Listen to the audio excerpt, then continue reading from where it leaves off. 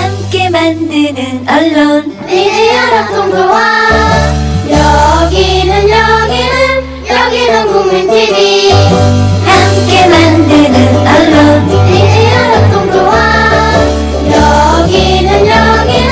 여기는 국민TV.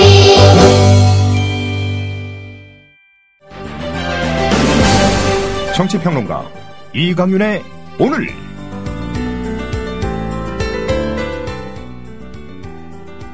안녕하십니까, 이강윤입니다. 9월 22일 화요일 시작합니다. 박근혜 대통령이 60만 장병들에게 추석 특별 간식을 낸다는 보도 들으셨을 겁니다.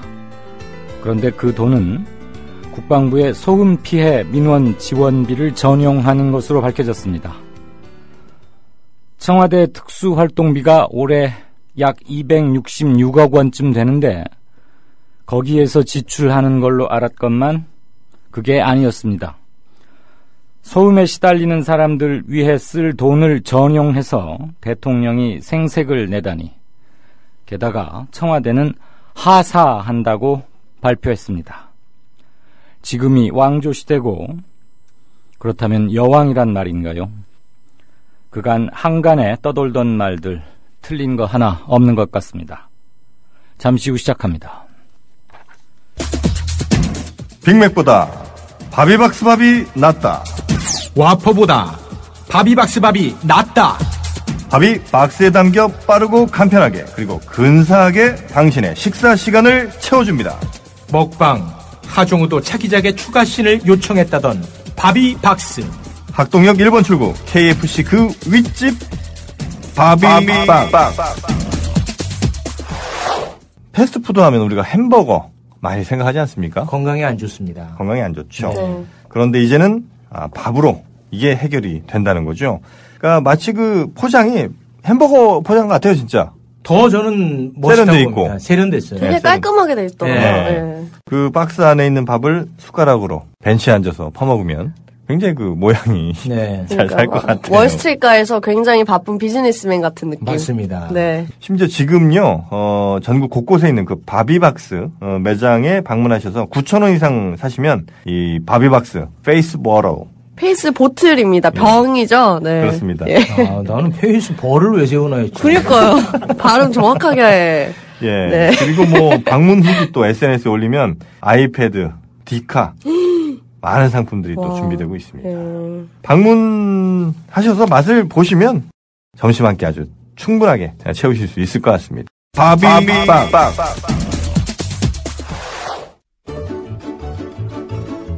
아직도 콘도 회원권 분양받으세요?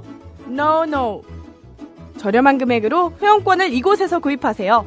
전국에 있는 모든 콘도 회원권, 여러분이 찾는 회원권에 관한 정보가 모두 있습니다. 회원권 114, 대한민국 대표 회원권 거래소 회원권 114. 인터넷과 모바일 앱에서도 검색할 수 있습니다. 02544-6114, 02544-6114. 지금 바로 전화주세요. 회원권 114. 뉴스 브리핑 들으실 시간이죠. 정승주 아나운서 어서 오십시오. 안녕하십니까? 안녕하세요. 새정치민주연합의 박주선 의원이 오늘 현역 의원으로는 첫 탈당 1호 공식 선언했죠. 그렇습니다. 박주선 의원은 내년 총선을 앞두고 새정치연합 내 현역 의원 첫 탈당 사례입니다. 박 의원은 독자 신당 창당을 추진하기로 해 야권에서는 무소속 천정배 의원, 박준영 전 전남지사와 함께 3개의 독자 신당파가 출연하게 됐습니다. 하지만 이들 신당파는 당분간 독자 세력화를 추진하면서 궁극적으로 연대 내지 통합해야 한다는 기류가 강해서 내년 총선 전에 새정치연합에 대항할 별도의 야권 통합신당이 출연할 가능성도 배제할 수 없습니다. 박 의원은 현재 새정치연합이 혁신을 통한 변화를 하기를 많이 기다렸지만 집권 가능성에 대한 회의가 많이 든다고 탈당 배경을 설명했습니다. 그는 핵심 지지 기반인 광주를 비롯해 호남에서는 이제는 안 된다는 게 국민의 명령이라면서 새정치연합을 대체하고 새누리당과 강력히 맞설 대한정당을 만드는 것이 야권 정치인의 지지자에 대한 도리자 사명이라고 말했습니다. 네, 국민의 명령이다 이거죠. 박주선 의원 향후 거취에 대해서는 어떤 입장입니까? 박 의원은 모든 가능성을 열어놓고 모든 세력과 어떤 논의도 진행할 수 있다는 입장이어서 야권의 다른 세력과 연대 내지 통합에도 적극적으로 나설 것으로 보입니다. 현재 야권에서는 박준영 전 전남지사가 신민당 창당 작업을 진행하고 있고 천정배 의원도 내년 1월 창당을 목표로 개혁적 국민정당을 만들겠다는 입장을 공식화한 상태입니다. 앞서 박주선 의원은 박준영 전 지사에 대해서 강물이 바다를 이루는 것처럼 새누리당과 맞서 총선 대선 승리 견인하려면 뭉쳐야 한다면서 통합 필요성을 거론했고 천정배 의원에 대해서도 궁극적으로 같이 해야 하지 않겠냐고 언급한 바 있습니다. 네. 검찰 고위직 출신 변호사가 선임계를 내지 않고 활동하다가 징계가 청구된 사건에 최근 봐주기 논란이 있었던 김무성 새누리당 대표 이른바 마약 사위 그것과 연관된 게 확인이 됐죠. 그렇습니다. 오늘 대한변호사협회 등에 따르면은 서울중앙지검장을 지낸 최교일 변호사는 7건의 사건을 수임하고도 변호사 선임 신고서인 선임계를 내지 않았다는 사유로 법조윤리협의회로부터 변협에 징계가 청구됐습니다. 현행 변호사법은 전관 변호사들이 검찰과 법원에 전화를 걸어서 영향력을 행사하는 이른바 전화 변론을 막기 위해서 변호인 선임계를 제출하지 않으면 사건을 변호하지 못하도록 하고 있습니다. 네. 최교일 전 서울중앙지검장, 그러니까 그 전에는 서울지검장 이렇게 표현했죠. 검찰 직제와 명칭이 조금 바뀌면서 서울중앙지검장으로 바뀌었는데 옛날 말로 서울지검장 자리는 남자를 여자로 만드는 것 빼고는 못하는 게 없다. 뭐 그런 말이 돌 정도로 나는 새도 떨어뜨린다. 뭐 이런 말. 굉장히 센 자리죠. 이 서울지검장을 지낸 최교일 변호사가 전화변론, 이른바 전형적인 전관예우 그 변론을 한 거군요.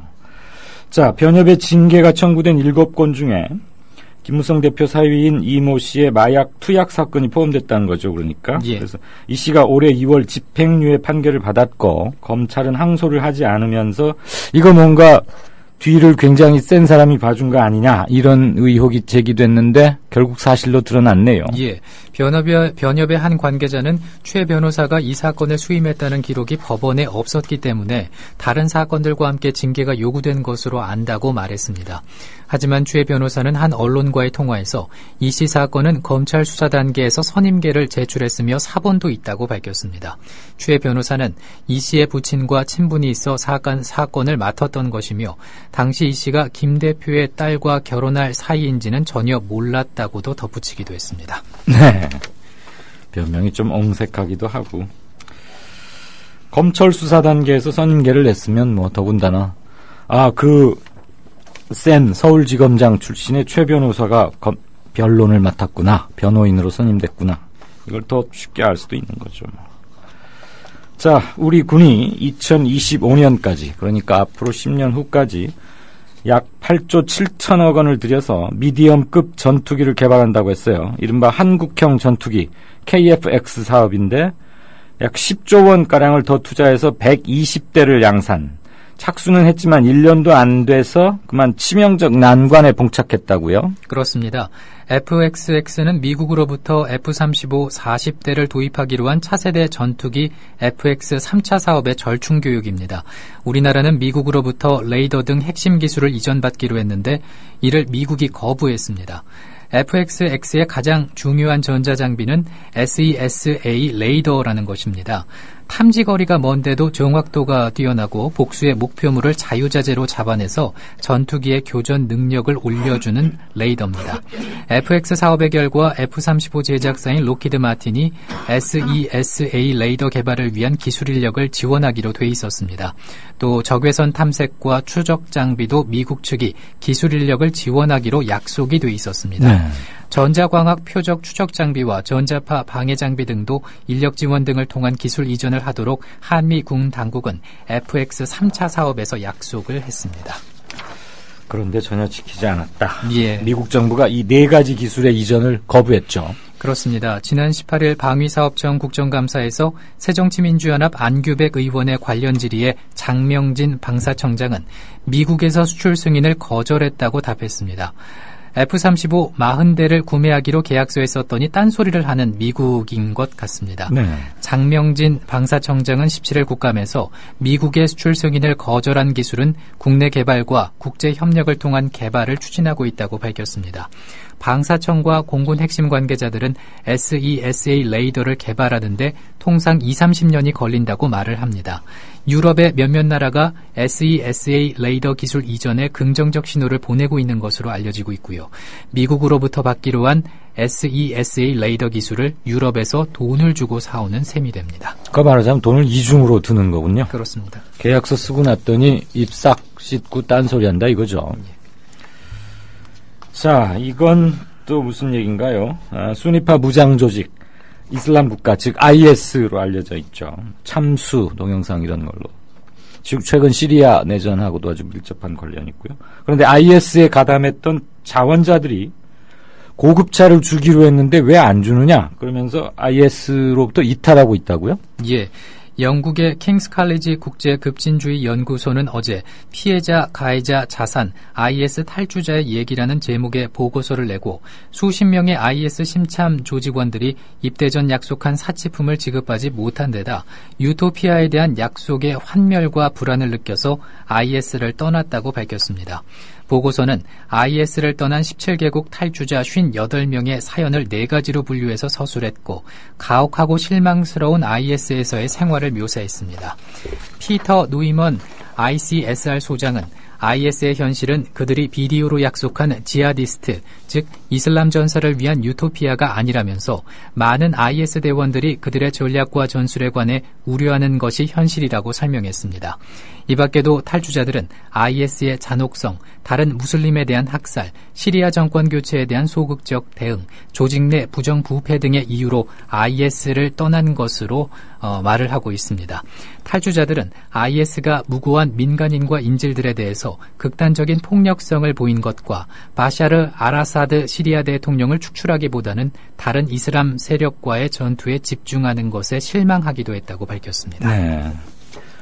민간인 인질들에 대한 극단적 폭력성, 그리고 타 이슬람 세력과의 전투, 이런 것들에 많이 실망을 했다. 예. 고급차 이런 걸로도 유인을 했었군요. 네.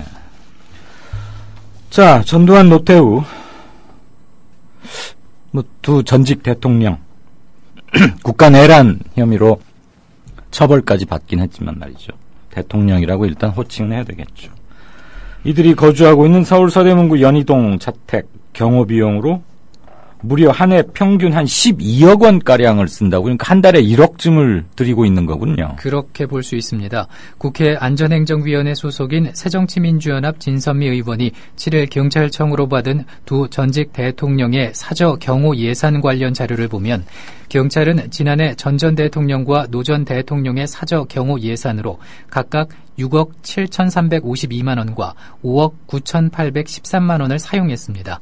현재 경찰은 전직 대통령을 경호하기 위해서 직업 경찰관과 의무경찰 100여 명이 두 전직 대통령 자택 경비 업무를 맡고 있습니다.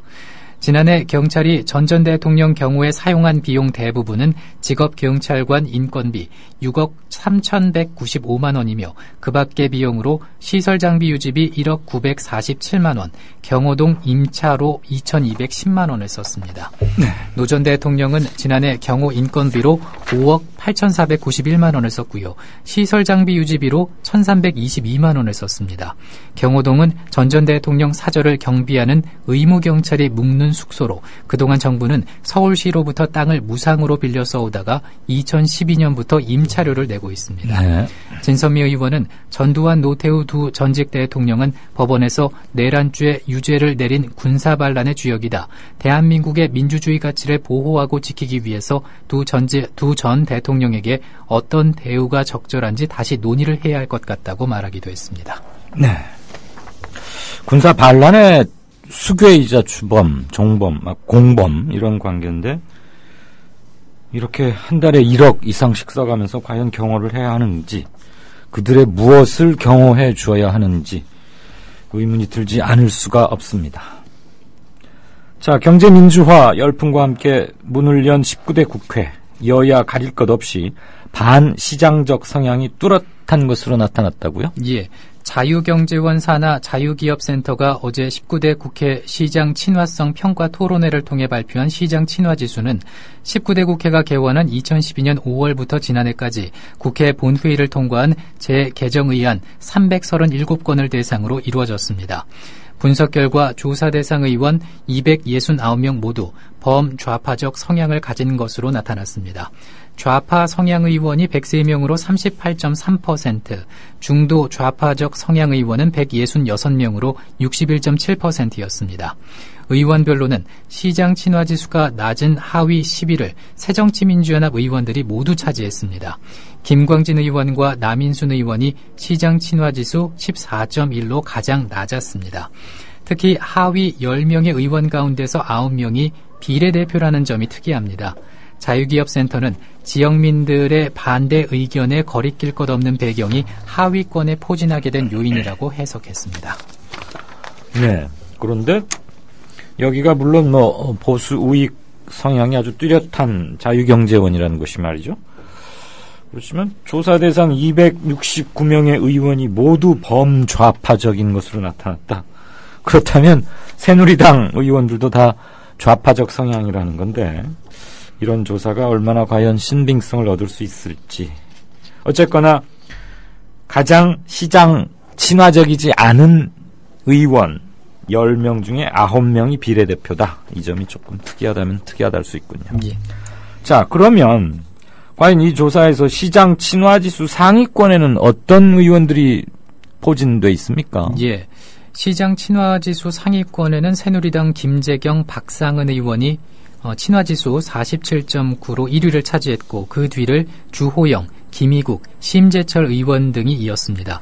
그렇다고 새누리당이 친시장적 성향을 가진 것은 아닙니다.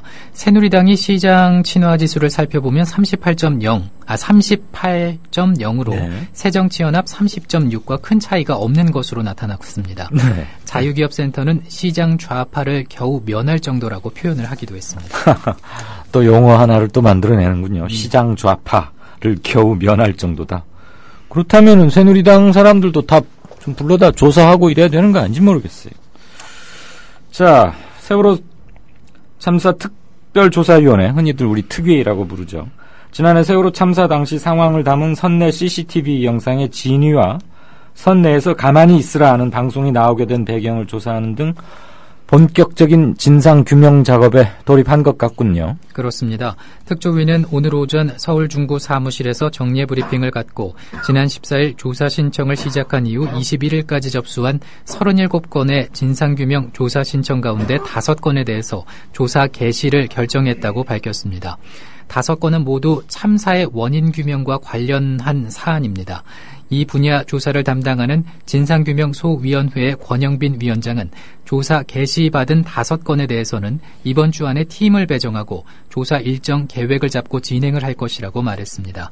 조사 개시 일정에 따라서 특조위는 세월호 선내 폐쇄회로 CCTV와 이를 제어하는 디지털 영상 저장 장치의 작동 중지를 둘러싼 정확한 경위를 확인할 예정입니다. 네, 이게 핵심 의문사항 중에 하나였죠. 예. 자, 내일 민노총 총파업이 예정된 가운데 이를 지지하는 노동자, 농민, 그리고 진보단체들이 모여서 민중 총궐기 투쟁본부 발족을 선언했죠, 오늘. 그렇습니다. 58개 노동자, 농민, 진보단체가 연합해 출범하는 민중 총궐기 위원회는 오늘 오전 11시 서울 중구 민주노총 대회의실에서 발족을 알리고 이같이 밝혔습니다. 이들은 박근혜 정권의 노동계약을 저지하기 위한 각계각층의 민중 총궐기를 일으키기 위해 모였다면서 11월 14일 민중 총궐기를 통해 박근혜 정권과 재벌들이 추구하는 반민중 정책에 대한 민중의 분노를 보여줄 것이라고 밝혔습니다. 한상균 민주노총 위원장은 최저임금도 못 받는 노동자가 300만에 이르는 국가재난 앞에 정부는 그 책임을 노동자에게 전가하고 있다면서 노동자를 쉽게 해고하고 전 민중을 비정규직으로 전락시키는 노동계약에 맞서서 민주노총이 앞장서서 투쟁을 하겠다고 말했습니다. 네. 날씨 들어볼까요? 예. 내일 중부지방은 구름이 많겠고 제주와 남부지방은 대체로 흐리겠습니다. 아침 최저 기온은 12도에서 20도, 낮 최고 기온은 전국이 22도에서 27도의 분포를 보이겠습니다. 네. 조석으로 기온 차이가 대단히 큽니다. 목감기가 유행한다는데 저도 좀 목이 많이 좋지 않습니다만 청취자 여러분들께서도 각별히 신경 쓰셔야 할 것 같습니다. 환절기 때는 워낙 자주 아프곤 해서 말이죠. 특히 이비인후과하고 소아과에 환자들이 굉장히 많다고 하더군요. 지금까지 뉴스 브리핑의 정승조 아나운서였습니다. 고맙습니다. 고맙습니다. 박 대통령은 재치 있는 유머로 주변 사람들을 안심시키며 분위기를 바꾸었습니다. 아유, 공해야 공해. 아니 기사님, 뉴스 듣다 왜 라디오를 끄세요? 대통령 동정 연예인 스캔들 동물 날씨 얘기뿐이에요. 어디 뉴스가 뉴스다워야지요. 그럼 기사님 안목에서 뉴스다운 뉴스는 뭔가요? 4대강 만든다고 하더니 죽을 4차 4대강 만들었고, 나라님이 자원 외교한다며 혈세를 펑펑 써댔고, 똥별들이 무기 팔아서 뒷돈 챙기고 나라가 개판 5분 전이 됐는데 이런 건 뉴스에 안 나오잖아. 뭐가 뉴스겠어요? 자고로 뉴스라는 거는 권력이 뭔지 알려주고 그 권력을 바르게 이끄는 거 아니겠습니까? 왜 이럴까요? 그게 다 권력자한테 장악당한 거죠. 기사님, 그래서 이런 세상, 이런 뉴스를 바꾸자고 해서 등장한 협동조합이 있잖아요. 네? 협동조합이요? 조합원이 사주라서 조합원 뜻에 어긋나는 뉴스를 만들 수 없는 그런 방송이에요. 오! 아니 거기가 바로 미디어 협동조합입니다. 욕하고 한숨 쉬는 것으로 그치지 말고 함께 희망을 만들어요. 미디어 협동조합 홈페이지 국민.tv 또는 서울전화 3144-0933으로 문의하세요. 이강윤의 오늘, 이제는 정가 산책으로 함께합니다. 정치권 동향 생생하게 풀어드릴 분은요. 네, 한국일보 양정대 기자, 안녕하세요. 네, 안녕하세요. 양 기자도 감기입니까? 아니요. 감기는 아니고 괜찮군요. 목이 좀 잠겨서 그렇습니다. 두 당, 1당, 2당, 새누리, 새정치 네. 대표들이 좀 홍역을 치렀는데 이제 살살 거기에서 좀 빠져나오는 듯한 이런 뭐 출구 전략 비슷한 거에 들어왔습니까, 이제? 일단 뭐 여야 대표가 다 지금 출구 전략을 찾기 시작했다, 뭐 이렇게 볼 수 있을 것 같습니다. 예. 일단 새누리당 김무성 대표 같은 경우는 지금 어쨌든 당내 뭐 개인사 문제가 사실은 좀 이런저런 뒷얘기들이 지금 계속 나오고 있어서 또 센 사람이 변호해줬더군요. 그렇죠. 거기다가 그 선임계를 안 내고 이 변호를 했던 그 서울중앙지검장 출신이 고위 검찰간부 출신의 변호사가 내년 총선 출마를 준비하고 있었다, 이런 얘기까지 나오면서 이게 사실은 좀 공천하고 사유하고 바꾼 거 아니냐, 뭐 그렇습니다. 엄격한 잣대를 들게 되면 이게 사실 도덕성 논란으로까지 이제 던질 수 있는 문제 아니겠습니까? 그러게요. 그래서 어쨌든 이제 개인사 문제가 지금 계속해서 이 직감대 쪽으로 이제 발목을 잡을 가능성이 높아 보이는데, 그러면서 이제 어쨌든 당내 이 여권 내부의 현안과 관련해서 지금 오픈 프라이머리 문제가 어쨌든 뭐 나름대로 이제 출구 전략을 찾을 수밖에 없는 상황이지 않겠습니까? 네. 그 문제에 대해서 오늘 공식적으로 공식적인 자리는 아니었죠. 공개적으로 야당과 끝까지 협상을 해보고 안 되면 다른 방안을 찾을 수밖에 없지 않겠느냐라는 얘기를 이제 본격적으로 오늘 하기 시작했습니다. 며칠 전에 원유철 원내대표가 뭐 제3의 방법 어쩌고 그러더니 이제 김 대표가 그걸 바톤 터치를 했군요.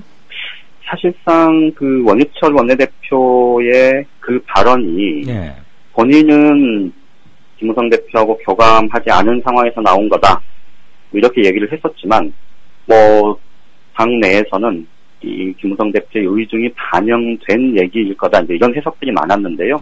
말씀하신 대로 이제 그 얘기를 김무성 대표가 이제 받기 시작했다, 뭐 이렇게 볼 수 있는데 이게 이제 뭐 지난주에도 잠깐 말씀을 드렸습니다만 어쨌든 예견된 수순이지 않겠습니까? 그러니까 오픈 프라이머리를 여야가 동시에 이 법을 개정을 해서 동시에 실시하지 않는 이상 이 특정 지역구 전국 단위의 대통령 선거라면 그나마 또 모를까, 이 240개가 넘는 이 개별 지역구별로 오픈 프라이머리를 실시한다는 건 사실상 이 동원선거, 조직선거에 가까울 수밖에 없다, 뭐 이제 이런 비판이 있었고, 그래서, 새누리당이 단독으로 하는 건 불가능하다. 예. 뭐 이런 얘기가 많았는데, 예. 어쨌든 그 문제에 대해서, 뭐, 정치적인, 나의 정치 생명을 걸겠다, 뭐 이렇게까지 얘기를 하면서, 어쨌든, 끝까지 이제 고집스럽게 그걸 주장해왔던 김무성 대표가 이제 공식적으로 그 문제에 대해서 이 출구 전략을 좀 시작했다. 뭐 이런 점에서 나름 지금 빠져나갈 구멍을 찾는 거라고 볼 수 있는데, 그런데 이제 김무성 대표 같은 경우는 사실 이게 지금 아까 처음에 말씀드렸던 이 개인 사적인 문제, 이 문제가 사실 간단치가 않게 전개가 된다면 굉장히 좀 이 코너에 몰리면서 이 수세적으로 상황이 지금 전개될 가능성이 꽤 높아 보입니다. 예. 오늘 지금 서청원 최고위원이 이제 친박계 좌장이라고 불리는 서청원 최고위원이 한 석간신문과의 인터뷰에서 뭐 석간신문의 내용이 좀 다소 과했다 뭐 이런 얘기가 이제 서청원 대표 쪽에서 좀 해명을 하기는 했는데, 어쨌든 서청원 최고위원 쪽에서는 이제 오픈프라이머리 대체할 진짜 우리 새누리당의 공천 방식이 뭘지, 뭘로 정할지 빨리 의원총회 열어서 논의해야 되는 것 아니냐, 예. 이렇게 얘기를 한 거는 결국 오픈 프라이머리는 폐기된 거다. 폐기를 공식 선언하자. 예. 공론화하자. 이제 이 주장을 한 것 아닙니까? 그렇죠. 당 대표가, 집권 여당의 대표가 정치 생명을 걸겠다고 했던 문제, 그리고 아직도 여야 오늘 이제 뭐 전제를 달긴 했습니다만 어쨌든 여야의 협상의 여지가 남아있다고 여전히 주장하는 상황에서 이 친박계 좌장인 이 서청원 최고위원이 그렇게 세게 이제 지르고 나간 거는 결국은 김무성 대표에 대해서 굉장히 좀 직간접적인 압박을 하기 시작했다, 이렇게 볼 수 있을 것 같습니다. 여기다가 말씀드렸듯이 그 마약 사위와 관련한 여러 가지 얘기들이 지금 계속 이제 해외를 중심으로 지금 이 해외 인터넷 언론을 중심으로 지금 국내에 급속도로 퍼지고 있는 상황이기 때문에 김무성 대표 쪽에서는 어쨌든 이 오픈 프라이머리 문제를 갖고 친박계 청와대와 이 부딪히는 지점을 최소화하는 쪽으로 지금 출구 전략을 빠르게 찾아갈 가능성이 굉장히 높아 보인다, 이렇게 말씀드릴 수 있을 것 같습니다. 그 마약 얘기 나오니까 혹시 그 얘기 들으셨어요? 우리 양 기자도 이명박 대통령 아들 시형 씨 또 뭐 지금 관련이 돌고 있는 얘기로는 현재 이명박 전 대통령의 아들 이시영 씨하고 그다음에 김무성 대표의 사위 이상균 씨 그리고 노성일 믿음의 병원장의 아들, 또 그 사람들이 현직 의사라고 그러는데요. 그렇게가 굉장히 좀 친분이 있는 것 아니냐. 친분이 있는 사이여서 실제로 오히려 좀 이시영 씨를 이렇게 보호하는 그런 식의 검찰 수사와 재판이었던 것 아니겠느냐. 이런 의문까지 지금 의혹까지 제기가 되고 있는 상황이죠. SNS를 중심으로 지금 급속히 퍼지고 있고 인터넷에서도 지금 그 얘기가 계속 나오고 있는데, 근데 이제 물론 그 문제는 검찰이 명백하게 뭐 가타부터 얘기를 안 하고 있는 상황에서 검찰이 엄격하게 수사를 해야 이제 드러날 수 있는 문제니까 그 문제는 뭐 쉽게 공론화하기는 좀 어려운 측면이 있습니다만 어쨌든 이런 뒷얘기가 계속 나오는 게 김무성 대표 입장에서는 굉장히 부담스러울 수밖에 없고 치명적이죠.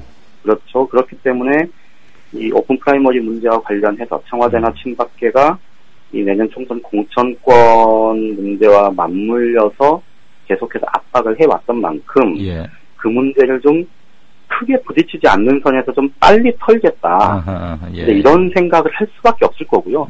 오늘 그 일단을 좀 내비친 거다, 이렇게 볼 수 있을 것 같습니다.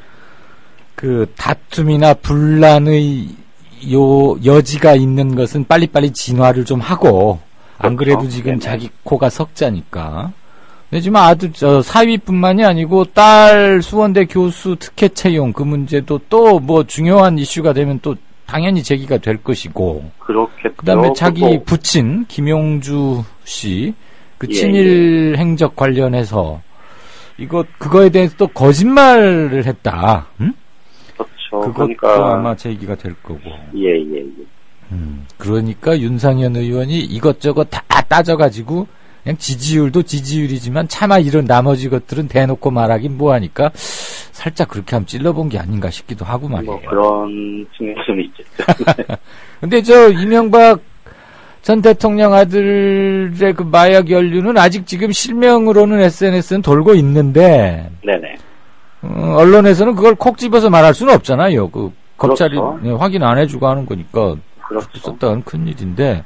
그러니까 지금 저번에 이제 마약을 할 때 사용했을 걸로 추정되는 주사기에 대해서 이제 DNA 검사를 안 한 것들이 꽤 있었던 이 얘기도 의혹 제기는 됐고 문제가 불거지긴 했지만 뭐 검찰은 어쨌든 수사를 종결한 사안이고 더 이상 지금 뭐 진척이 없는 걸로 지금 그렇게 뭐 상황이 전개되고 있기 때문에 이 문제를 말씀드렸듯이 검찰이 이 수사에 본격적으로 나서서 사실관계를 밝혀내지 않는 이상 사실 좀 언론이 즉각적으로 의혹 제기를 하기가 참 애매한 문제인 건 분명하죠. 근데 아니 땐 굴뚝의 연기 말이야 이런 속담도 자꾸 생각이 나고 제가 옛날에 검찰 출입할 때 마약 검사로 꽤 유명했던 분이 지금 변호사 개업한 지 좀 됐거든요.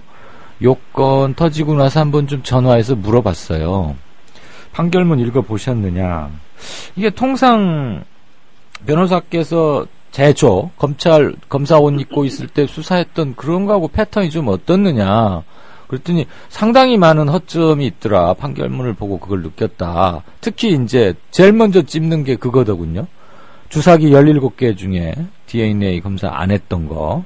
이거는 수사에 ABC도 안 돼 있는 건데 판결문 그대로를 믿는다면 이 검사 수사를 누가 그 사람 옷 벗어야 된다 이렇게까지 심하게 자기 후배를 나무라 하더라고요. 아무튼 뭐 상식적이지 않은 점이 너무 많으니까 검찰이 어물쩍 넘어갈 일은 아닌 것 같아요.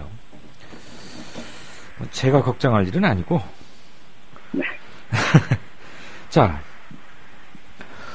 문재인 대표도 이제 재신임 투표 파동 열 이틀 지속됐던 거기서 슬슬 빠져나오는 모양새고 천정배 의원한테도 한마디 세게 맞받아치고 하던데 오늘 저녁에는 자기 살림집 구기동인가 어디죠? 그리 최고위원들 다 불러서 저녁 한 끼 한다고요?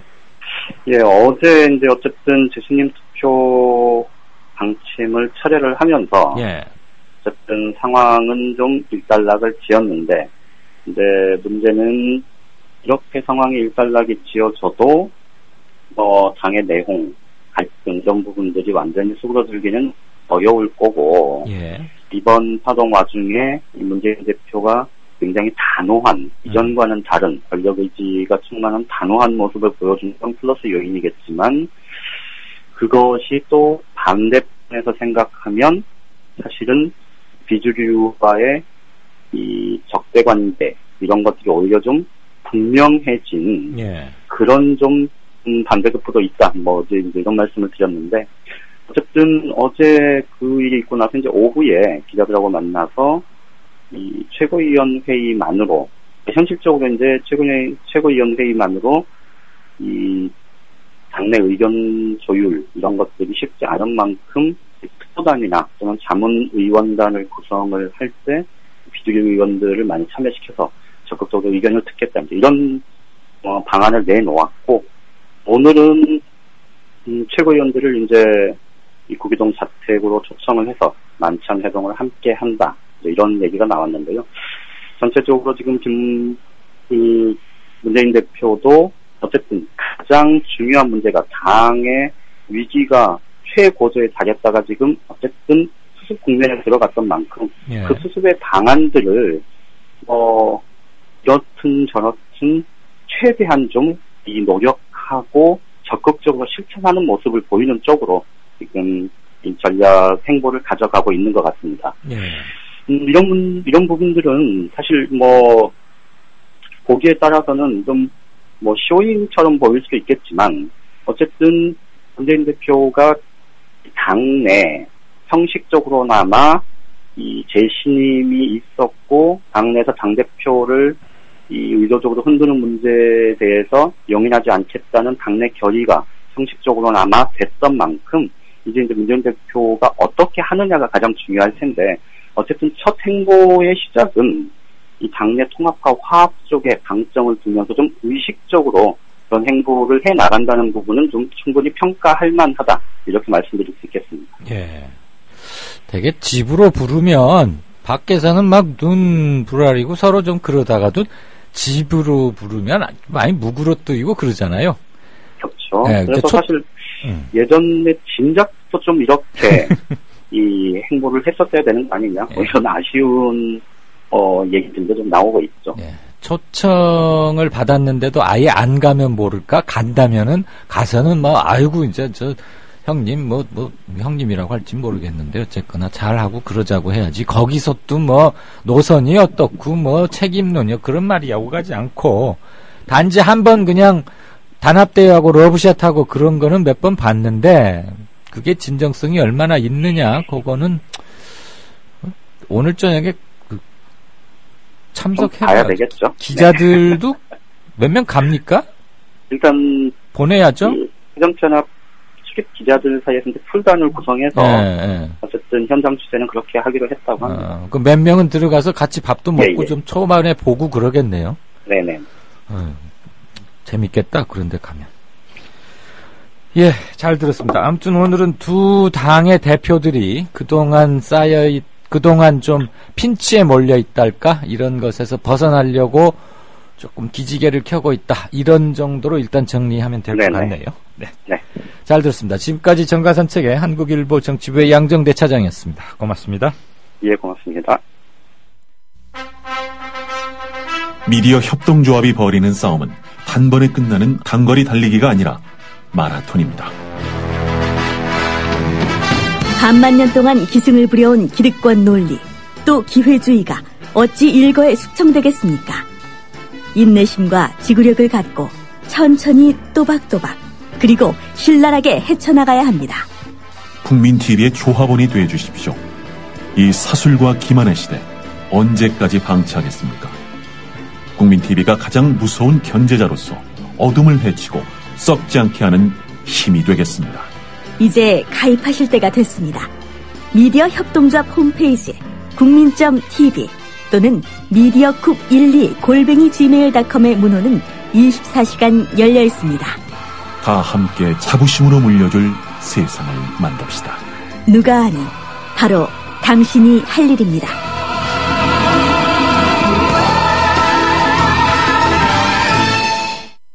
네, 5시 10분 막 들어왔습니다.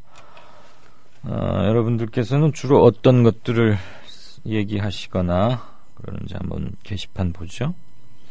오케이 마린님, 혈세나 각종 포상을 제도적 차원에서 규칙에 따라 집행하는 게 아니라 사적으로 자기 지지율 올리는 데 쓰는 것은 예나 지금이나 군주 그리고 독재자들의 공통된 행동 같습니다. 예. 남의 돈으로 지금 생색내잖아요. 대통령이 장병들한테 준다는 게 무슨 3종 세트 김말인가? 멸치? 그 술안주 아닌가 싶은데 카드값 300원하고 먹는 간식 그게 1,700원? 그래서 1인당 2,000원이라 그러고 그 100만 개 준비했다 그러죠? 20인분 한 포장을 55만 개 했다니까. 맞습니까? 계산도 잘 안 되네. 그럼 1인당 돌아가는 게 한 2,000원쯤 된다 그러던데.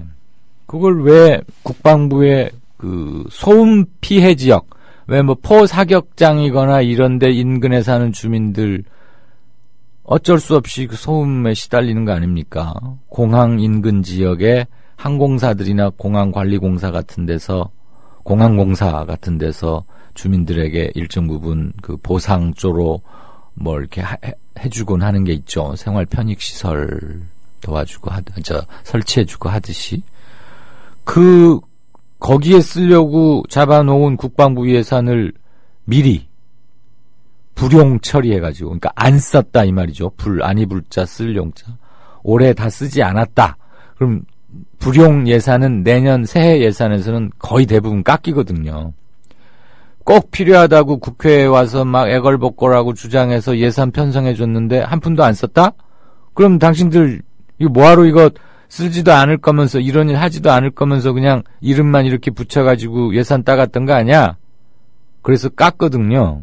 그래서 저 보도블록 막 연말에 멀쩡한 거 이렇게 뜯어고치고 한 게 다 그런 거거든요. 불용 예산으로 남으면 그 이듬해 그 항목으로 돈을 못 타오니까.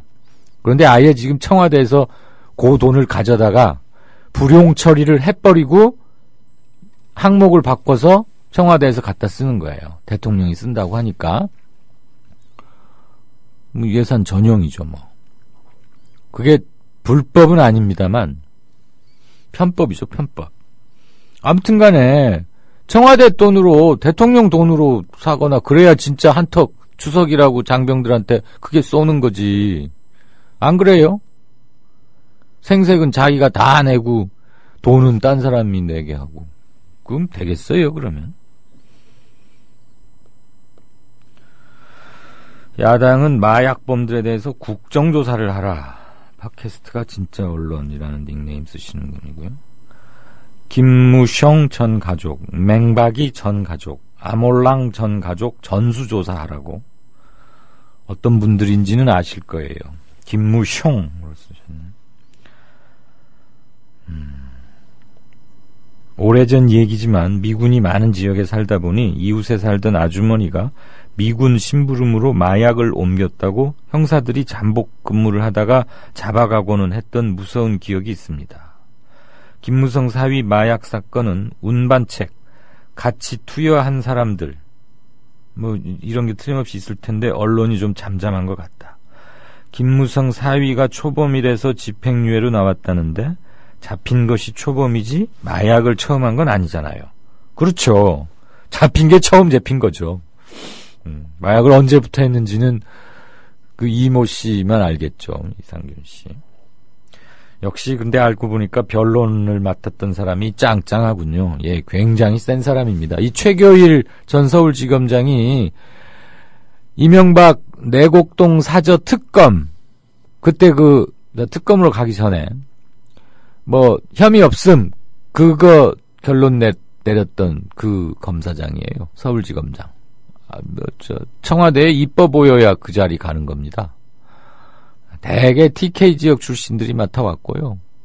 물론 아주 대꼬챙이 같은 분들도 개중엔 계셨어요. 그런데 대부분은 권력의 향배, 검찰 2,000명 중에 센 사람 4자리 꼽아라 그러면 들어가는 자리입니다. 검찰총장, 서울지검장, 검찰국장 등등 이렇게 4명을 뽑는데 검찰총장 다음으로 사실 대검 차장보다 오히려 더 센 자리라고 할 수 있죠. 예, 음성이 많이 불편해 보이네요. 예, 좀 그렇습니다. 여러분들 들으시기 좀 안 좋으시죠? 죄송합니다. 며칠간 안 좋다 하더니 기어이 사달이 나버리네요. 레몬차 사진도 주시고, 따끈한 물 생강차 드리는 봉사 내일 할까요? 아유, 천만의 말씀이요. 전혀 그러실 필요 없습니다. 말씀만으로도 감사하고요. 요즘 미디어 협동조합 내부 일이긴 합니다만, 비조합원인 청취자분들께서는 저게 뭔 소린가 이러실 수도 있는데, 아시다시피 지난 8월 말에 새 이사진이 선출이 됐고, 새 경영진 현상윤 이사장을 대표로 하는 새 이사진이 이제 본격적인 활동에 들어간 지 한 3주째 되는 거죠. 그 중에 한 첫 번째 조치, 가시적 변화라고 할 수 있는 첫 번째 조치가 이사회를 공개하는 겁니다. 그러니까 참관을 원하시는 분은 누구나 와서 같이 그냥 앉습니다. 어떻게 강당처럼 상하가 이렇게 분열, 나뉘어진 그런 공간도 아니고요.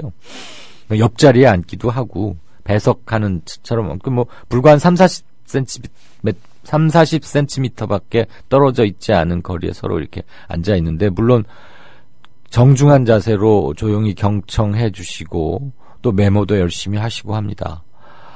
개중에는 조합원들 여러분의 생생한 견해를 좀 듣고 싶어서 저 이사들이 회의하다가 여쭙기도 합니다. 그럼 돌아가면서 다 견해도 솔직 없이 기탄 없이 말씀해 주시고 그러는 건데요. 참관 오신 분들이 뭘 사가지고 오세요. 한 번 하면 한 이사회를 5시간 막 이 정도 하거든요.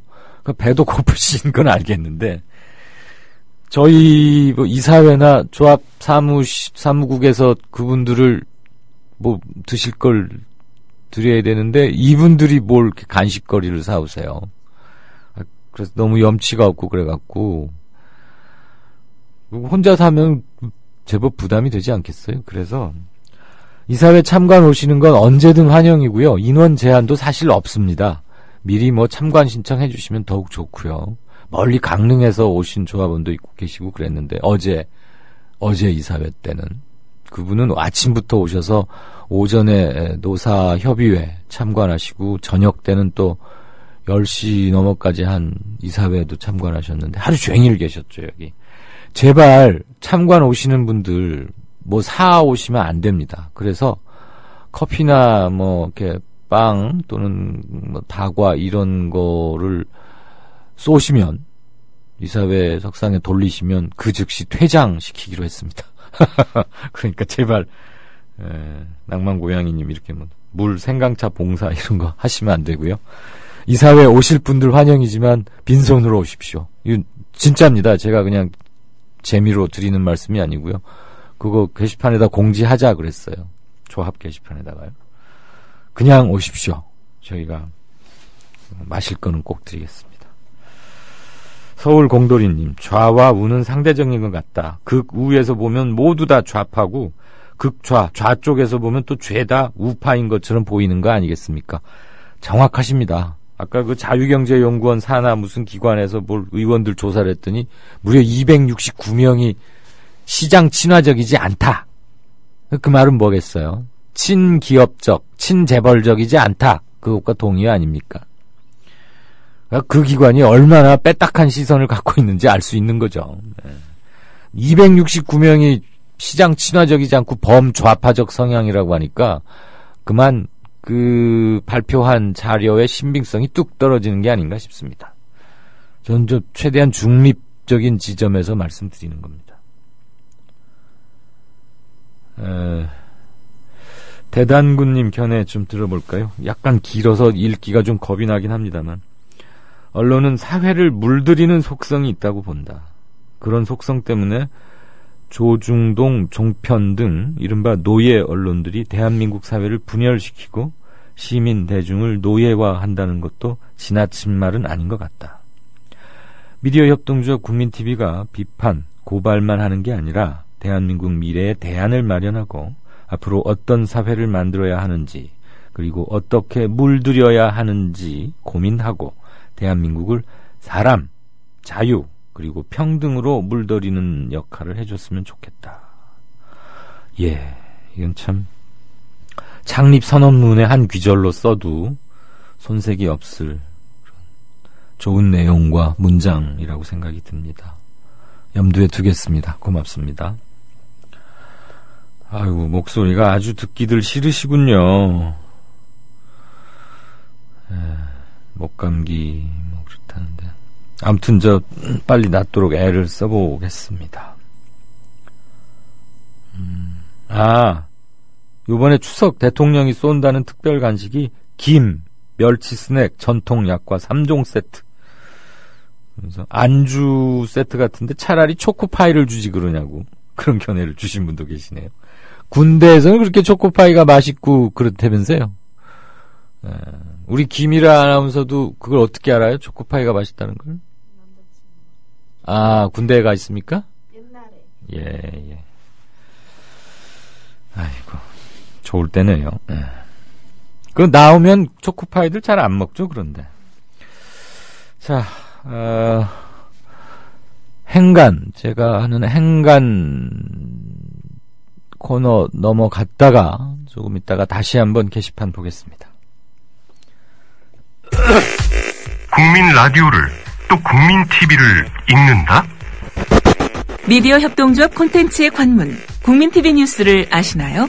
뉴스K 등 국민 TV의 모든 기사, 조간 브리핑 등 국민 라디오의 인기 콘텐츠, 주요 방송의 녹취와 뉴스메이커와의 대담, 주요 원고 대본이 여러분을 기다립니다.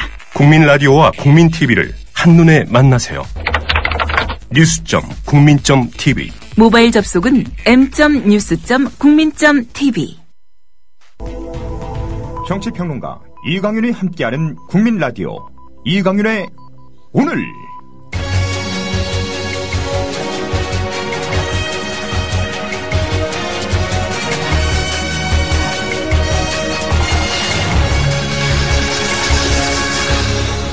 이강윤의 예리한 시각. 이제는 뉴스의 행과 간을 짚어냅니다. 네, 오늘은 행간을 짤막하게 두 건을 하고자 합니다. 특별히 기사를 뭘 찾으면 굉장히 쉬운 일입니다. 지금이라도 청취자 여러분들도 그냥 검색하실 수 있으면 경인 아라뱃길, 그다음에 한국석유공사의 이상한 퇴직금, 이 정도로 검색하면 기사들이 몇 개 뜰 겁니다. 특별히 기사를 출력해서 그걸 낭독하지는 않겠고요. 제가 그냥 개요와 함께 저의 견해를 말씀드리고자 합니다. 우선 첫 번째, 경인 아라뱃길이라고 있습니다. 경인 운하를 만들어 놨고요. 그게 서울 강서구, 양천구 목동, 그 지점부터 시작해서 인천까지 가는데요. 전장 한 30km 남짓 될 겁니다, 아마.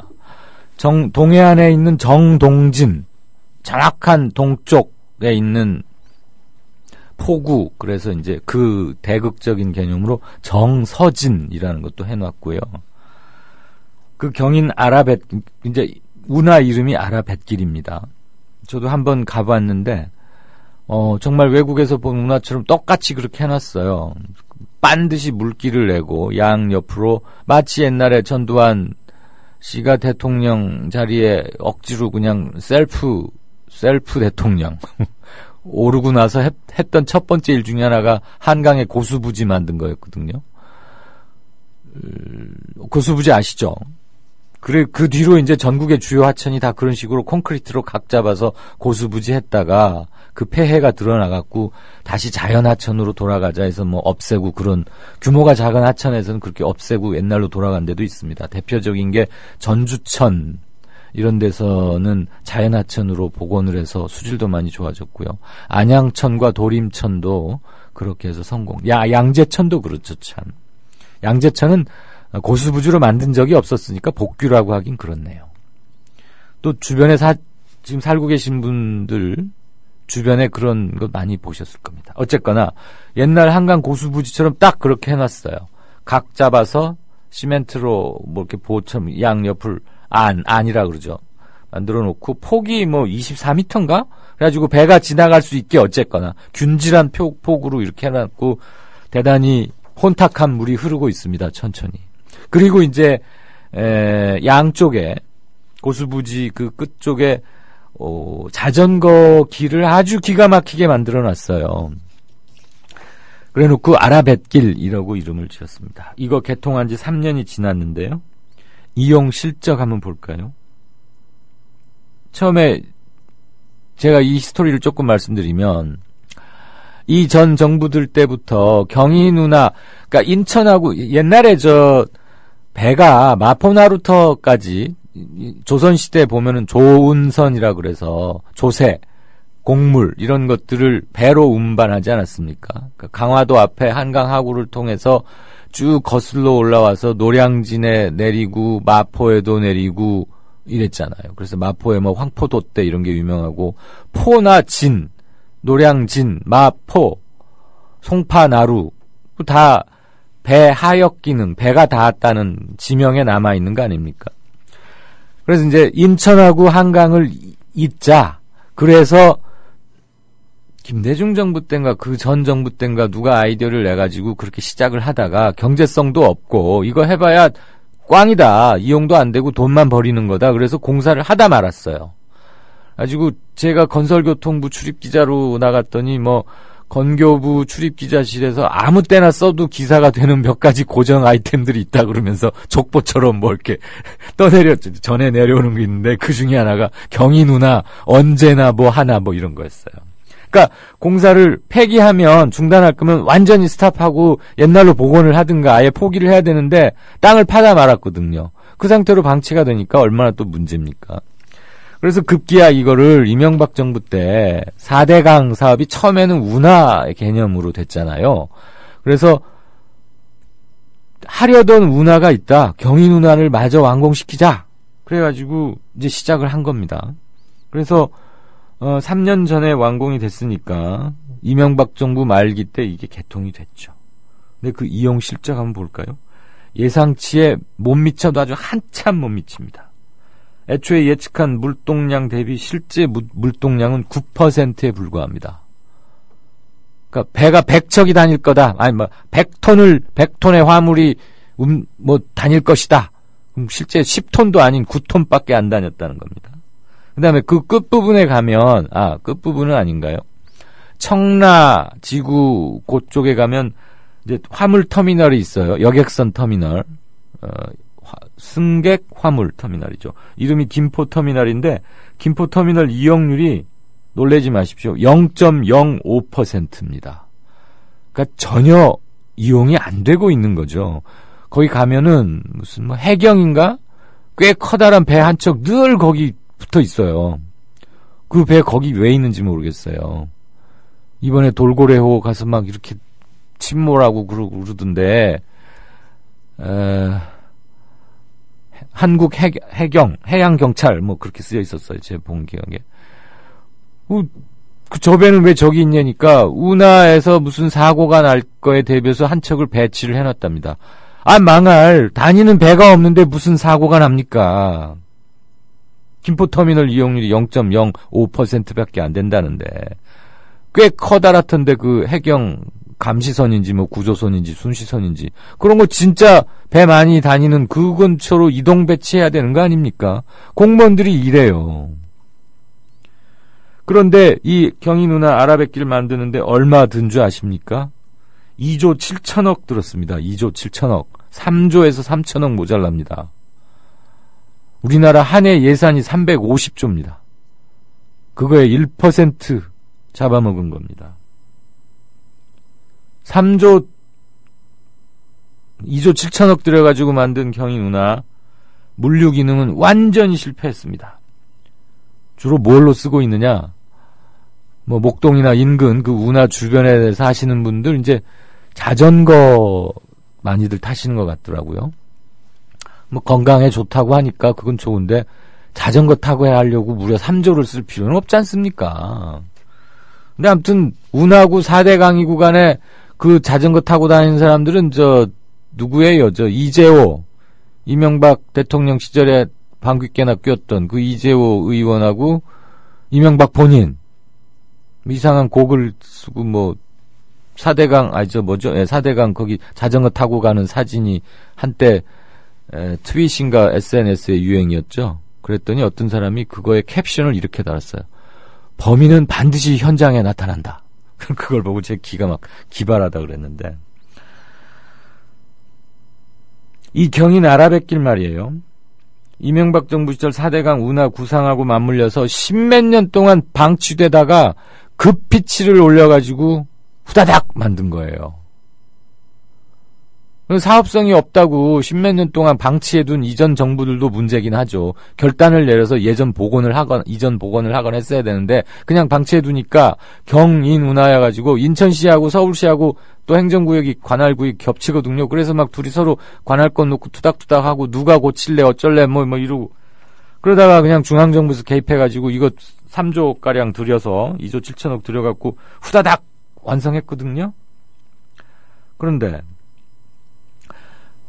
3조 들여서 해놨는데 터미널 이용률이 0.05%고 물류 기능은 애초 디자인했을 때보다 9%밖에 안 되면 이건 그냥 과잉 잘못 수요를 예측했다.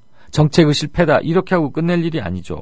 이 국세 낭비 행위자를 가려내서 구상권을 청구하든가 또는 그거보다 더한 의법 조치를 할 수 있는지 법률적으로 꼼꼼히 따져봐야 합니다. 그냥 국감장에서 큰 소리 한번 치고 사진 하나 이렇게 대고 흔들면서 자전거 타고 다니려고 삼조수단 이게 말이 돼요, 장관? 그리고 뭐 답변은 서면으로 하시오. 또 있어, 장관 혼낼 거리. 그 다음에 또 막 자기 얘기만 하고 넘어갈 일이 아니라고요. 이런 거는 수사를 의뢰해야 된다고 봅니다. 이 건 하나만 가지고 하기 뭐하면 4대강 개발과 얽힌 걸 함께, 어차피 이게 같은 개념으로 추진된 거니까 당연히 그렇게 해야 된다. 우리는 우리 나라 돈 허투루 쓰는 거에 대해서 너무 관대한 것 같아요. 정책 담당자들, 그 다음에 민자유치 사업 이런 거 구상권 그때그때 제깍제깍 물리고 그렇게 하면 뻥튀기 수요 예측 이런 거 감히 못하죠. 정책 실명제 하니까 요즘은 다 정책 입안을 누가 했고 결제 단계에 누가 사인했는지 다 역추적 되거든요. 그럼 조심합니다. 대표적으로 한두 건 물어서 구상권 행사하거나 정책 실패에 따른 책임 물리면 그냥 내 돈 아니니까 그래 해놓으면 좋지 뭐. 주변 사람들 자전거도 타고 좋잖아. 배도 언젠간 다닐 수 있지 않겠어. 중국하고 뭐 한국하고 자꾸 이제 FTA도 하고 물동량도 늘어난다는데. FTA 하면 중국 배가 거기를 왜 들어옵니까? 인천에서 바로 경인고속도로 타고 와버리면 되는데 그 경인 운하를 하고 와봐야 한강에 오면 하역 기능이 없어요. 한강에 그런 화물선이나 여객선 터미널이 있고 수중 보호 같은 거가 폐지가 돼야 큰 배가 들어오죠. 목동까지만 와가지고 어쩔 겁니까? 그러니까 필요가 없는 건데 그거 만든 거예요. 혼내야 됩니다. 두 번째요. 한국석유공사 아시죠? 뭐 하는 데인지. 한국석유공사가 미성년자인 여직원을 상습적으로 성추행해온 간부에게 1억 원 이상의 퇴직금을 지급한 것으로 밝혀졌습니다. 물론 국정감사 자료입니다. 그 사람이 받아간 퇴직금 1억 2,500만 원입니다. 그리고 성폭력 및 품위 유지 의무 위반으로 조사를 받고 있던 기간에도 매달 650만 원가량의 급여를 타갔습니다. 말이 됩니까? 사건이 드러나서 조사에 들어가면 그 사람의 모든 권리와 의무 이런 것들은 일단 중단이 되죠. 왜냐하면 공무원이 그러하고 공사들은 99.5%가 공무원 신분이니까 공무원들에게 정해지는 전에 규정되는 원칙이 그대로 거의 준용이 되죠. 그렇다고 보면 이 사람의 직무, 범위, 권한 이런 거 다 정지시켰어야 하는 겁니다. 그런데 급여는 계속 지급했습니다. 더 한심한 건 석유공사가 이렇게 답변하고 있습니다. 절차상 하자가 없었다. 말이 됩니까? 성폭력 조사를 해봤더니 성희롱 이게 무죄로 드러나지 않았거든요. 이건 처벌 사유입니다. 처벌. 형사처벌해야 할 사람한테 퇴직금 다 주고 조사를 받고 있으면서 꼬박꼬박 월급을 줬어요. 유예하고 있다가 무죄인 것으로 확인되면 그때 지급하는 겁니다. 일단 직위 해제시켜야 되면 물론이고요. 아시다시피 석유공사는 해외 자원 개발 사업의 주역입니다. 이명박 정부 때 물론 중앙정부와 청와대에서 세게 푸시업을 하긴 했지만 2조 원 주고 산 유전에서 기름이 거의 안 나와가지고 지금 이제 되팔려고 한 1,000억 원쯤에 내놨는데 살 사람이 없어요. 값은 계속 떨어지고 그럼 지금도 나라 돈은 콸콸 새고 있는 거죠. 이런 몇몇 정신 못 차리고 있는 공사 또는 공기관들 많이 들어보셨을 거고 혈압 오르셨을 텐데요. 방만 경영 이런 단어는 너무 사치스럽고 고급스럽고 우아하게 대접해주는 단어입니다. 이게 무슨 방만 경영입니까? 범죄입니다. 범죄. 나라 돈 함부로 쓴 범죄. 그 다음에 직원, 그것도 미성년 직원. 아마 그러니까 사환 학생, 뭐 이제 요즘은 그런 말을 잘 안 쓰겠지만 사환이라고 해서 아르바이트생으로 낮에는 일하고 밤에 학교 다니는 그런 학생을 아마 직원, 파타이머로나 쓰지 않았는가 싶어요. 정규적으로는 미성년인데 정식 채용되긴 힘들겠죠. 그 미성년 여직원을 성추행한 간부, 이건 범죄 아닙니까? 이게 무슨 방만 경영이에요. 어쨌거나 상당수 공사들의 도덕적 해이나 갑질, 이거는 범죄입니다. 방만 경영이 아니고요. 그리고 이들을 비호하는 관피아, 그 다음에 공사들의 기생하는 하청 거래선 모두 다 북어 이렇게 한 꾀로 쭉 꿰서 하듯이 줄줄이 엮어가지고 굴비 두릅 엮듯이 그래서 치도곤을 안개합니다. 치도곤. 일벌백계 이런 말 자주 쓰는데요. 검찰이나 경찰 그다음에 청와대에서 뭐 한번 기강 잡을 때마다 맨날 쓰죠. 그 말 이런 데다 써야 합니다. 일벌백계 괜히 무슨 엉뚱한 서민 드자비용으로만 지금 쓰고 있습니다. 입법부가 할 일 자료 제출받아서 들추어내는 거 좋고요. 거기 신문에 뭐 아무개 의원실에 따르면 그래서 자기 이름 석자 낸 걸로 만족하면은 그 사람도 국회의원 자격 별로 없습니다. 수사를 요청하거나 치도곤을 안길 수 있는 강력한 어떤 것을 개개인은 다 헌법기관 아닙니까? 야무지게 하면 따라옵니다. 그냥 자료 하나 내고 보도자료 내고 우리 의원실 거 이번에 몇 건 보도됐어. 잘했어 국감. 이러고 있으니까 이런 거 안 없어지는 거예요. 실질적으로 처벌을 하고 단죄를 하고 그래야 진짜 국정감사의 의미가 있는 거 아닙니까? 내년 10월에 또 국감 때 또 이 말씀 드리게 되지 않을까 벌써부터 걱정입니다. 이강윤의 행간이었습니다. 국민TV 조합원인감? 나가지 있게 지역협의회에 가입해야 쓰겠어. 국민TV 조합원이요? 지역협의회에 가입해야죠. 국민TV 조합원 맞나? 막 퍼뜩 지역협의회에 가입해 안 카나? 국민TV 조합원에 가입하고 조합비를 내고 국민라디오와 국민TV를 시청한다고 조합원으로서의 만족이 전부냐? 결코 아닙니다. 가까운 지역협의회에 가입하셔서 가까이 사는 조합원과 동지애를 나누십시오.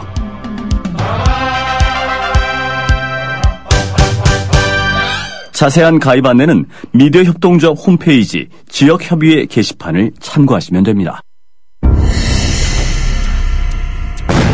조선일보가 일제에 벌이는 거룩한 전쟁에 참여하라고 해서 내 학도병으로 지원했다가 죽을 뻔했다우. 6.25 때 조선일보가 국군이 연전연승하고 있다고 해서 넋놓고 있었죠. 근데 밤새 인민군이 서울을 함락시키고 후퇴할 때는 남편을 잡아갔어요. 진작 피난할걸. 조선일보에서 외환 위기는 없다며 설레발 떨었는데 그걸 바보같이 믿었어요. 그래서 사업에 실패했습니다. TV조선에서 황선 신은미가 북한을 지상낙원이라고 했다는 보도를 보고 폭탄을 던졌어요. TV조선이 거짓 보도를 한 건데.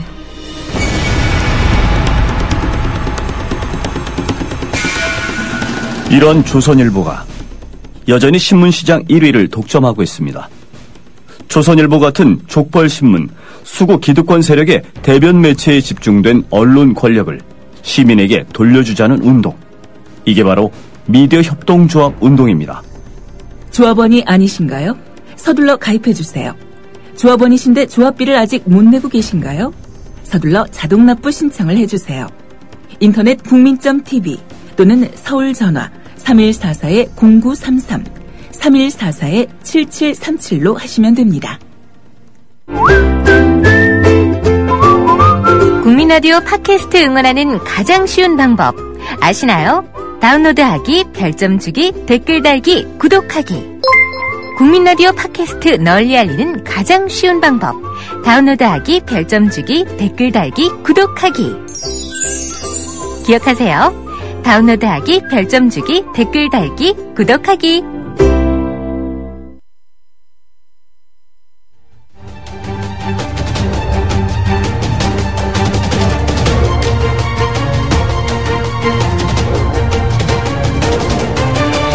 이강윤의 오늘 이제는 진짜 인터뷰입니다. 인터넷 신문 규제 방안을 문화체육관광부가 내놨습니다. 신문법 시행령 개정안입니다. 인터넷 신문이 폭발적으로 늘어서 기사 품질이 좀 떨어진 게 많다. 그래서 인터넷 신문 등록 요건을 기존의 취재 편집 인력, 그러니까 기자진이죠. 보도 종사자 3명에서 5명으로 강화하겠다는 겁니다. 이렇게 하면 인터넷 신문의 80%가량이, 그러니까 10중 8구네요. 다 문을 닫아야 합니다. 또 포털 보도 편향 이런 거 가지고도 새누리당과 국감장에서 연일 논란이 펼쳐지고 있습니다. 이것들 얘기 좀 나눠보겠습니다. 미디어 오늘, 미디어 비평 전문지죠. 미디어 오늘의 금준경 기자 연결돼 있습니까? 네, 안녕하세요. 네, 금준경 기자시죠? 네네네. 네, 안녕하세요. 우선 문화체육관광부가 내놓은 신문법 시행령 개정안 이 얘기부터 풀어가 볼까요? 아, 네.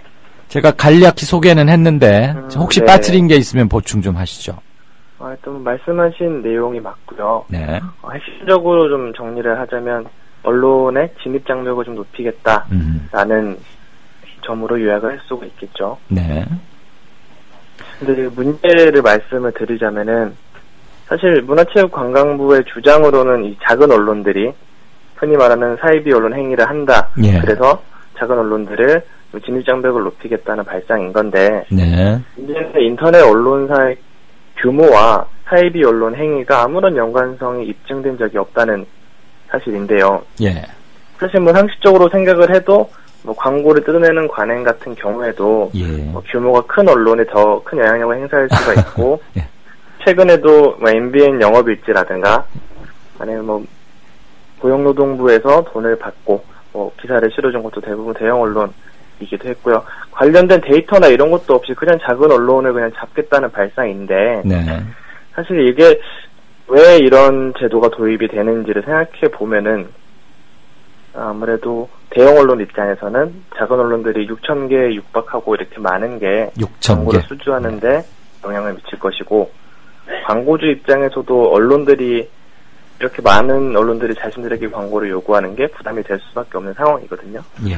뭐 정부 입장에서도 마찬가지겠죠. 언론이 많아서 또 자기들에 대한 비판이나 이런 게 더 될 수도 있기 때문에 인터넷상에 있는 언론을 좀 더 정리하자는 게 뭐 광고주와 대형 언론과 정부의 이해관계가 좀 맞닥뜨린 결과라고 볼 수 있을 것 같아요. 네.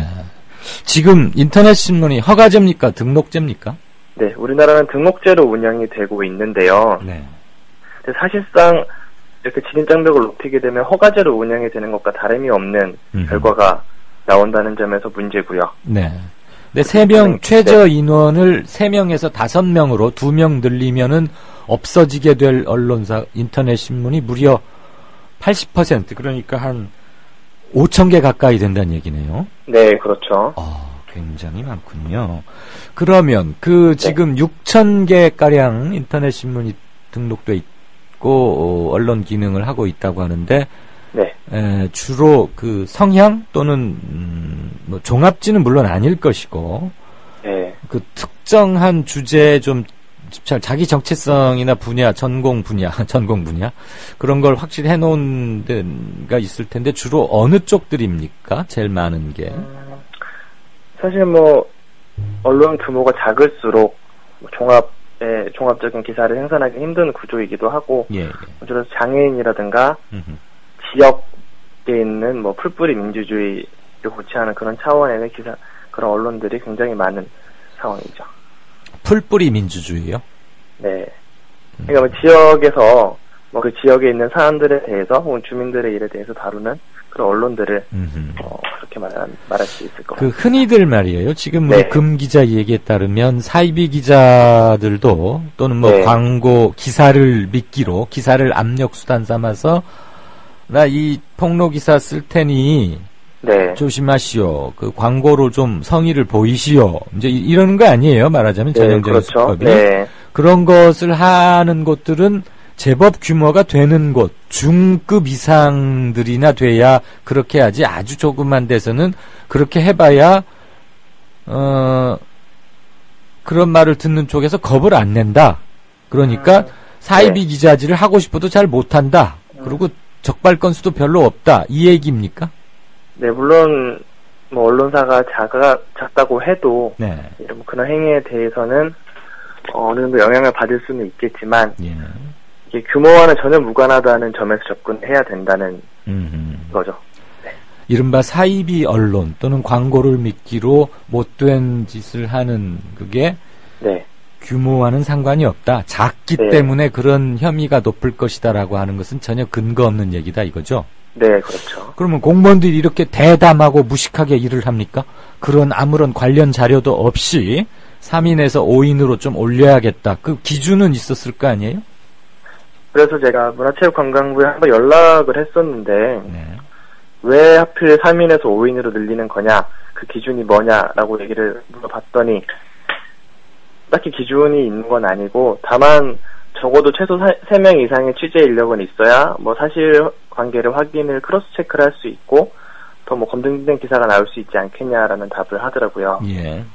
네, 그래서 이거 달리 접근해야 되는 게 5명이라고 기준을 잡은 게 취재 인력 3명 이상의 총 직원 5명이라고 기준을 잡은 게 정말 사이비 언론 행위를 척결하기 위해서가 아니라 그 정도에 있는 군소 언론이 굉장히 많기 때문에 뭐 그 효과를 좀 진입장벽을 크게 높이기 위한 기준을 5명으로 책정했다고 판단하고 있습니다. 허가제로 바뀌는 건 아니지만 이렇게 하면 실질적인 허가제로 변경하는 것과 효과는 비슷하다 이 얘기죠. 예. 이거 언제부터 이걸 적용한답니까? 이게 또 문제가 내년부터 일단 적용을 하게 되는 건데요. 네. 그러니까 앞으로 1년 동안 유예 기간을 둔다는 건데 문제는 소급 적용이 되는 거거든요. 어떻게 해서 소급이 되죠?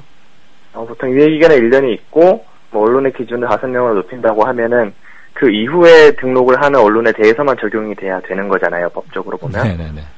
근데 이게 유예 기간을 1년 둔 다음에 개정안에 적용이 되면 이미 등록돼 있던 언론들도 5명이 안 되면 그대로 이렇게 허가가 취소되는, 등록이 취소되는 상황이 어떻게 보면은 소급 적용의 원칙에 좀 반하는 결과기 때문에 민변에서도 이 사안을 두고 좀 불법적인 거 아니냐, 위헌적인 요소가 큰 거 아니냐라고 지적을 하고 있고, 뭐 헌법소원에 넣어도 충분히 가능한 사안이라고 이야기를 하더라고요. 이 문제는 앞으로 쟁송의 여지가 좀 남아 있군요. 네, 그렇죠. 1년의 유예 기간을 두고 충원하지 않으면 5명 최저 보도 인력 5인 최소선을 확보하지 못하면 등록해줬던 것을 취소해버리겠다. 네, 그렇죠. 그럼 근데 6,000개나 되면 말이에요. 실질적으로 이거 다 일일이 감시가 가능합니까? 불가능할 것 같은데요. 그렇죠. 일단 언론 자체가 좀 많은 게 좀 기하급수적으로 늘어난 게 사실이긴 한데 언론이 많다고 해서 그게 또 문제라고 보는 접근도 일단 정부의 접근인데 뭐 그렇게 볼 수만 없는 거잖아요. 언론이라는 게 뭐 사람들의 민의를 좀 대변할 수 있는, 그리고 권력을 견제할 수 있는 기관이기 때문에.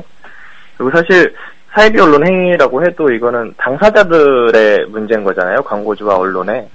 이거에 정부가 개입한다는 점에서도 문제가 있다고 할 수 있죠. 그 점은 저는 조금 청취자분들 중에서는 견해를 달리 하시는 분도 계실 것 같은데 사이비 언론 행위를 사이비 언론과 그 피해를 받는 두 당사자들의 개인만의 문제로 치환할 수는 없는 거 아닐까요? 뭐 그런 것은 그러니까 공익을 표방한 언론사가 기사를 압력수단 삼아서 어느 개인이나 특정한 조직이나 단체 또는 회사에게 경제적 금품을 요구한다. 또는 압력을 행사한다. 그것은 명백하게 법에 저촉되는 거고 규제되어야 하는 거 아닐까요? 그게 규모가 크든 작든에 관계없이.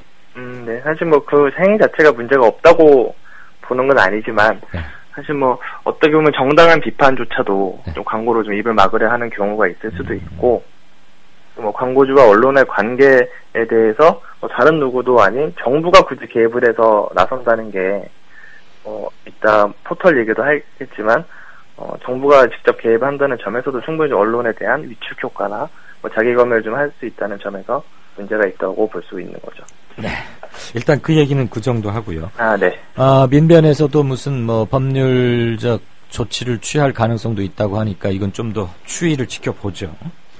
자, 새누리당이 포털 뉴스의 정치적 편향성 문제를 끊임없이 제기하고 있는데 이에 대해서 이거 포털 길들이기 아니냐, 선거 앞두고 이런 비판이 즉각적으로 제기됐습니다. 미디어 전문지의 기자로서 어떤 견해를 갖고 계시죠? 뭐 길들이기라고 보이는 정황이 좀 다분히 있는 상황이라고 할 수 있는데요. 일단 흐름을 봤을 때 새누리당이 자신들이 만들거나 발주한 보고서를 갖고 그 내용을 공개를 하고 정부 여당 대표가 직접 관련해서 비판을 쏟아내고 국감에서 이슈로 다뤄지고 있는 흐름인데 이게 사실 총선과 대선에 앞둔 상황에서 이루어지고 있잖아요. 근데 이게 이번에만 나온 일이 아니라 과거에도 무수히 반복되어 오는 흐름이 있었어요. 실제로 작년에 지방선거를 앞두고는 선관위에 새누리당이 네이버를 신고를 한 적이 있었는데요. 예. 네이버에서 새누리당을 다룬 기사보다 새정치민주연합을 다룬 기사가 3배가량 많다, 불공정하다면서 신고를 했었는데 선관위에서는 당시 새정치민주연합이 민주당이랑 새정치연합이 합당하는 과정에 있어서 관련 기사가 많아서 이제 기각 처리를 한 적이 있었는데요. 네. 사실 작년권 굉장히 노골적으로 선거에 대해서 반발을 가졌던 사례고 이번에도 역시 거의 똑같은 흐름으로 주장을 하고 있는 점에서 길들이기라고 볼 수 있는 상황인 것 같습니다. 김무성 대표가 악마적 편집이다 이런 말을 했는데 뭐가 네. 악마적 편집입니까? 일단 포털이 뉴스를 배치를 하잖아요. 네. 네, 이거에 대해서 정부 여당에 대해서 불리한 기사를 더 많이 배치하고 야당에 대해서 유리한 기사를 더 많이 메인에 노출한다는 점에서 자신들은 이게 악마의 편집이다라고 얘기를 하는 상황인데 예. 사실 이게 적절한 지적이라고는 볼 수 없는 상황인 거죠. 근거는 뭐죠? 적절한 지적으로 보지 않는 금기자의 근거는 뭡니까? 네. 일단은 새누리당에서 지금 발주해서 만든 보고서가 있잖아요. 네, 여의도 연구소에서 만든 거요. 그렇죠. 최영우 교수가 만든 그 보고서를 토대로 지금 계속 편집 문제를 제기하고 있는 상황인데요. 네. 그 보고서를 저희가 살펴본 결과 굉장히 좀 부실한 보고서라는 생각이 들고요. 어떤 실제로 점이 부실했죠? 네, 한 5가지 정도 예. 얘기를 할 수 있을 것 같은데요. 네. 간단하게 하나씩 말씀을 드리자면 네. 이 보고서는 6개월 동안 네이버와 다음에 모바일 메인 화면에 있던 기사 중에 제목만 추출을 해서 분석한 보고서거든요. 네. 기사의 제목만 갖고 정부 여당에 대한 불리한 기사가 야당에 대한 불리한 기사보다 10배가량 많다는 게 요지인데 사실 사람의 얼굴만 보고 어떻게 성격까지 알 수 있느냐는 지적이 나오기도 하고 기사라는 거는 기사의 본론, 서론, 리드문 포함해서 사진 등 복합적인 요소를 같이 살펴봐야 논조를 파악할 수 있는 건데 다분히 제목만 갖고 파악한 게 첫 번째 문제라고 할 수 있고요. 제목의 편향성을 들고 있군요. 네, 그렇죠. 그리고 두 번째는 제목은 일정 부분 그런 기능을 또 할 수밖에 없는 네, 그렇죠. 특성이 있는 건데. 네. 그리고 두 번째 문제는 기사를 매우 단순하게 분류하고 자의적으로 판단을 했다는 건데요. 네. 일단 보고서는 기사를 정부 여당의 긍정적인 기사, 중립적인 기사, 부정적인 기사 이런 식으로 3가지로 분류를 했는데 사실 기사를 보고 그걸 단순히 3가지로 분류를 한다는 것도 충분히 문제가 있을 뿐더러 이거를 분류한 기준이 굉장히 모호하거든요. 네. 6명의 연구원이 특정 기사를 읽고 이 기사는 새누리당이 긍정적이야라고 다 동의를 하면 긍정으로 표시를 했고요. 부정이라고 생각하면 부정으로 표시를 하고 의견 통일이 되지 않으면 중립으로 표현을 했대요. 예. 사실 긍정, 중립, 부정으로 나누려면 어떤 기준에 입각해서 해야 된다는 원칙을 세웠어야 되는데 그냥 개개인의 판단에 맡겨버렸다. 뚜렷한 기준 없이. 그게 6명을 두고 여론조사한 것과 다름없을 정도로 그런 말이 나름직하네요. 한 가지만 더 들어볼까요? 네. 일단 세 번째가 가장 큰 문제라고 할 수 있는데 네. 정부 여당 대 야당으로 프레임을 나눴었잖아요. 네. 근데 과연 정부 여당과 야당이 1대1로 비교를 할 수 있는 대상인지 굳이 깊이 생각해보지 않아도 알 수 있죠. 정부 여당은 새누리당뿐만 아니라 청와대, 수많은 정부 부처와 산하기관까지 다 포함을 하고 있잖아요. 예.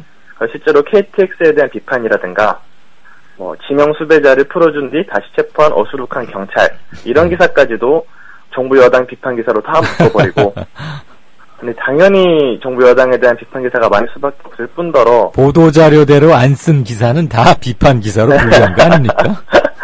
그런 것 좀 더 살펴봐야 되겠지만 아무튼 다분히 좀 악의적으로 분류를 했다는 느낌이 있고요. 6명이 수행했다는 것은 그 연구 보고서의 치명적 약점인 것 같긴 합니다.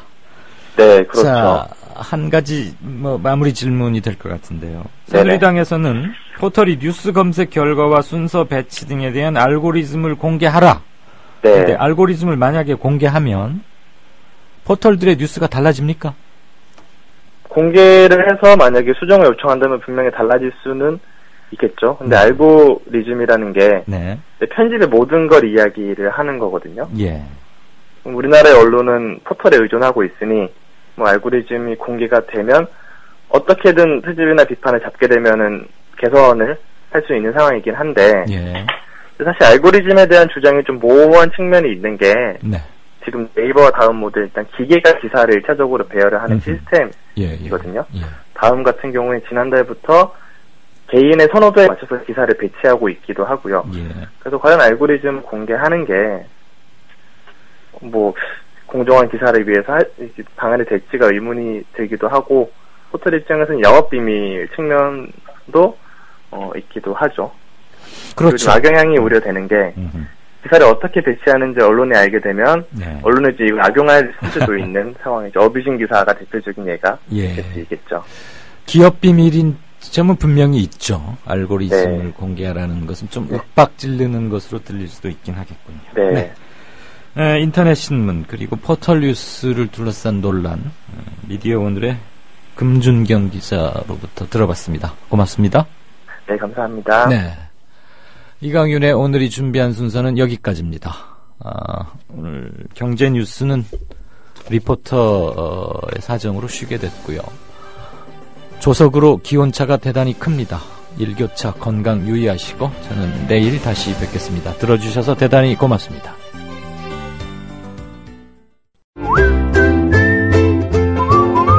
국민라디오 팟캐스트 응원하는 가장 쉬운 방법 아시나요?